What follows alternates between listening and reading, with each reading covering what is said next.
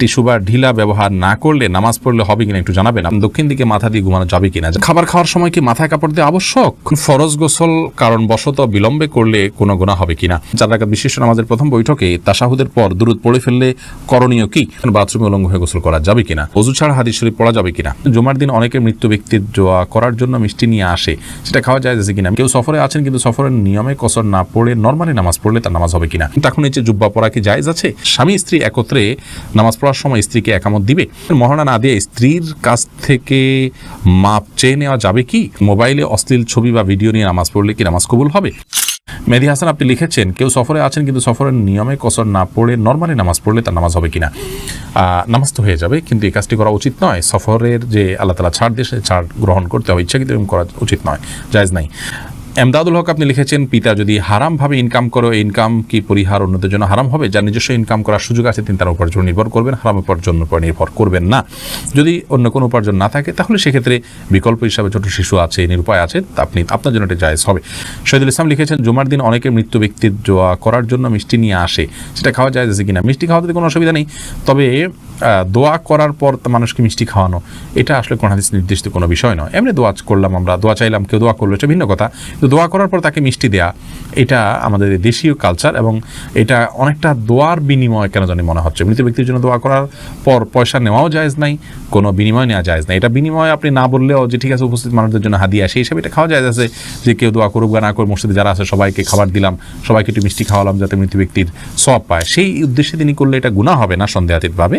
সেই জন্য বললাম এটা খাওয়া জায়েজ আছে, বাট দোয়া করেছেন তার জন্য মিষ্টি এরকম যেন না হয়। বিষয়টা, এই কালচারটা একটা পরিবর্তন আমাদের আসা উচিত আসলে। বেলাল হোসেন জানতে চেয়েছেন, 4 রাকাত বিশিষ্ট নামাজের প্রথম বৈঠকে তাশাহুদের পর দুরূদ পড়ে ফেললে করণীয় কি? হানাফি মাযহাব অনুযায়ী আল্লাহুম্মা সাল্লি আলা মুহাম্মাদ এই পর্যন্ত পড়ে ফেললে আপনি সিজদা সাউ দিবেন। অন্যান্য অনেক উলামা ইকরাম অবশ্য বলেন যে না, এই কারণে সিজদা সাউ দিতে হবে না। বিশেষ করে আরবি স্কলাররা বলেন যে না, এই জন্য সিজদা সাউ দিতে হবে না। সৌদি আরব উলামা ইকরাম সহ অনেকেই বলেন। সাইফুল আপনি লিখেছেন, টাকুর নিচে জুব্বা পরা কি জায়েজ আছে?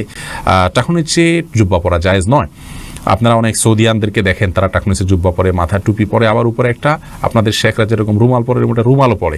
তো এটা দেখে আপনারা হয়তো মনে করেন যে এই জুব্বা পরা বোধহয় জায়েজ আছে। না ভাই, মা আসফাল মিনাল কাবাইনি মিনাল ইজারি ফিন্নার, নবী ইসলামের কোনো কোনো হাদিস আছে মা আসফাল মিনাল কাবাইনি ফিন্নার, উপর দিক থেকে যে সমস্ত পোশাকগুলো যায়, সেটা লুঙ্গি হোক, জুব্বা হোক, এমনকি পায়জামাও যদি হয়, সেটা যেগুলো উপরে পড়ার, সেগুলো যদি টাকনু নিচে যায় সেটা হারাম হবে। আর যেগুলো থাকেই টাকনু থেকে নিচের অংশ, যেমন মোজা, সেটা জায়েজ হবে। বা মোজার সাথে যদি আপনার পাজামা বা প্যান্ট ওরকম অ্যাটাচ থাকে, ওরকম অনেকে ডিউটি পোশাক হিসাবে থাকে, সেগুলো থাকলে সেটা জায়েজ হবে। মোহাম্মদ ইসলাম রুবেল আপনি প্রশ্ন করছেন, বাথরুমে উলঙ্গ হয়ে গোসল করা যাবে কিনা? ভাই রুবেল, বাথরুমে উলঙ্গ হয়ে যদি কেউ গোসল করেন তাহলে তাতে কোনো বড় গুনাহ বা কবিরা গুনাহ হবে না, বড় কোনো পাপ হবে না। তবে এই কাজটি অনুত্তম এবং ভালো নয় আমাদের জন্য, জাস্ট এইটুকু আমরা বলতে পারি। কিন্তু আপনার এর কারণে কোনো বড় গুনাহ হয়ে যাবে ব্যাপারটি এরকম না। বিশেষ ওজোরের কারণে যদি আপনার বিবস্ত্র হতে হয়, আপনার জন্য সেটা জায়েজ রয়েছে। এবং নয়বার রহমাহুল্লাহ সহিহ মুসলিমের সরার মধ্যে তিনি ব্যাখ্যার মধ্যে তিনি লিখেছেন যে গোসল করার সময় লুঙ্গি বা গামছা বা এই জাতীয় কোনো কিছু দিয়ে গোসল করাটা হলো উত্তম, এতে কোনো সন্দেহ নেই। তবে যদি প্রয়োজন হয় তাহলে সেক্ষেত্রে উন্মুক্ত করে, অর্থাৎ আপনার সম্পূর্ণ বিবস্ত্র হয়ে গোসল করা জায়েজ আছে। একটি হাদিস এরকম রয়েছে, নবী সাল্লাল্লাহু আলাইহি ওয়াসাল্লাম বলেছেন যে আল্লাহ তাআলাকে কেউ যদি নাও দেখে, তো আল্লাহ তাআলাকে অন্তত লজ্জা করা উচিত, লজ্জাশীলতা থাকা উচিত। এই জন্য এরকমটি প্রয়োজন হলে করা যাবে, আর প্রয়োজন ছাড়া এরকম করাটা অনুচিত, অনুত্তম, ভালো কাজ নয়। প্রয়োজন হলে করা যাবে। তার আরেকটা দলিল হলো সহিহ বুখারীতে বর্ণিত হয়েছে যে আইয়ুব আলাইহিস সালাম তিনি একবার সমস্ত কাপড় চোপড় খুলে তারপর গোসল করেছেন।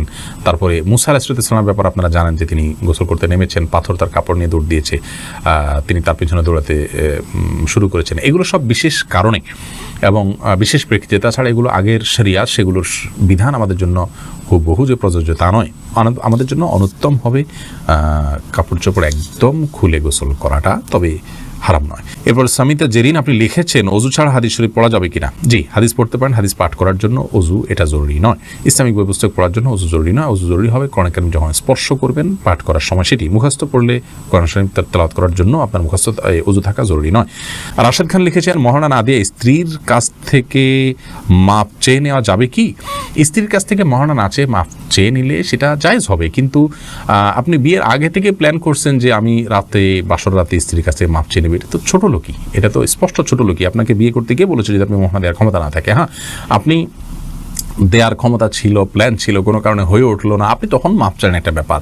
সন্দেহাতীতভাবে আপনার স্ত্রী যদি আপনাকে সন্তুষ্ট চিত্তে মাফ করে দেন তাহলে মাফ হয়ে যাবে। সূরা নিসা 24 নম্বর আয়াতে আল্লাহ বলেছেন ওয়ালা জুনাহা আলাইকুম ফিমা তারাদাইতুম বিহি মিন বাদিল ফরিদা, অর্থাৎ নির্দিষ্ট মহর ধার্য করার পর তোমরা যেটা উপরে সন্তুষ্ট হবে উভয় পক্ষ, সেটাতে কোনো অসুবিধা নেই।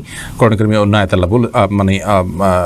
আল্লাহ তাআলা আরও বলেছেন যে তোমাদের স্ত্রী যদি তোমাদেরকে কোনো ছাড় দেন মহর ব্যাপারে তাহলে সেক্ষেত্রে ফাকুলুহু হানিআম মারিআ, তাহলে সেই ছাড় তোমরা গ্রহণ করতে পারো। কিন্তু আমার জানা নাই যে কোনো সাহাবী মহর ধার্য হওয়ার পরে স্ত্রীর কাছে মাফ চাইছেন যে আমাকে মাফ করে দাও, এটা আমাদের কাপুরুষতা। এখন আসলে পৃথিবীতে ভাবের অভাব, ধরার সময় 10 লাখ 20 লাখ ধরি ভাবের জন্য, কিন্তু এরপরে মাপ চাই আমরা তলে তলে, এটা উচিত নয়, এটা কাপুরুষতা, এবং আগে থেকে সেজন্য আমাদের প্ল্যান থাকা উচিত। বাকি মৌলিকভাবে যদি স্ত্রীর কাছে আপনি মাপ চান, তিনি যদি মন থেকেই মাফ করে দেন আপনার মাফ হয়ে যাবে ইনশাআল্লাহ।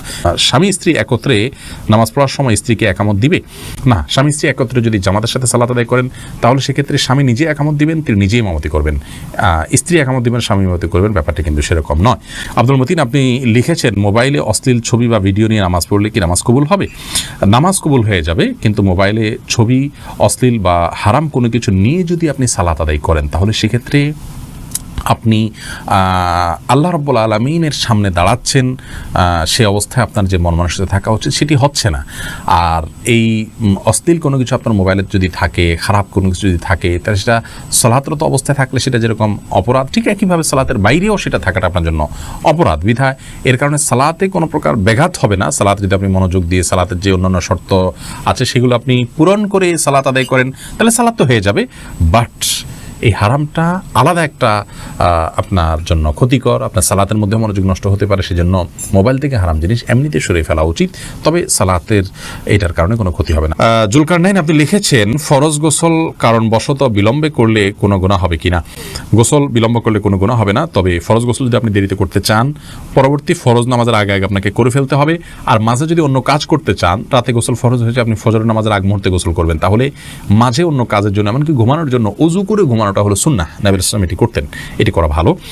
বাকি গোসল তৎক্ষণাৎ করে ফেলতে হবে এমন কোনো বাধ্যবাধকতা নেই। গোসল ফরজ গোসল না করে অন্য কাজ কাম করলে মেয়েদের উপরে অনেক রকমের প্রেশার আমাদের সমাজ থেকে আসে, তো এটা উচিত নয়। এটা ছেলে মেয়ে সবার জন্য ইসলাম জায়েজ রেখেছে, ওযু করে তিনি অন্য কাজ করতে পারেন, কিন্তু যথাসম্ভব দ্রুত ফরজ গোসল করে, ফরজ যেহেতু রয়েছে দ্রুত গোসল করে ফেলতে পারে সেটা ভালো, কিন্তু অন্য কাজ করা যাবে না এমন কোনো কথা নেই। মাহফুজ বিন জাহাঙ্গীর আপনি লিখেছেন আসরের পর থেকে মাগরিবের আগ পর্যন্ত পড়াশোনা করলে নাকি সমস্যা হয়, কথাটা সত্য না, এটা মন করা বিষয়, এমন কোনো কথা নেই, আলোর মধ্যে থেকে আপনি পড়তে পারেন। আরাফাত সানি আপনি লিখেছেন দক্ষিণ দিকে মাথা দিয়ে ঘুমানো যাবে কিনা? যাবে, কোনো অসুবিধা নেই। এরপর সাদিয়া বিনতে আজাদ লিখেছেন খাবার খাওয়ার সময় কি মাথায় কাপড় দেওয়া আবশ্যক?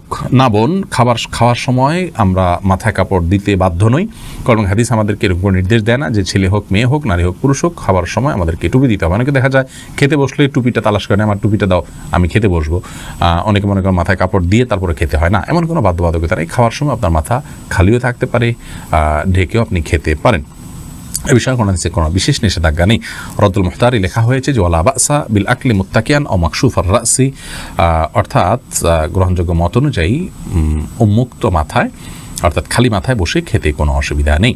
এমনি শাকিল ইসলাম লিখেছেন টিস্যু বা ঢিলা ব্যবহার না করলে নামাজ পড়লে হবে কিনা একটু জানাবেন। আপনি যদি পবিত্রতা অর্জন করেন পানি দিয়ে এবং ভালোভাবে করেন, আপনি নিশ্চিত হন যে আর পেশাব বের হয়নি, তাহলে সেক্ষেত্রে আপনার নামাজ হয়ে যাবে। আপনার পবিত্রতাটা নিশ্চিত করাটা হলো মূল বিষয়।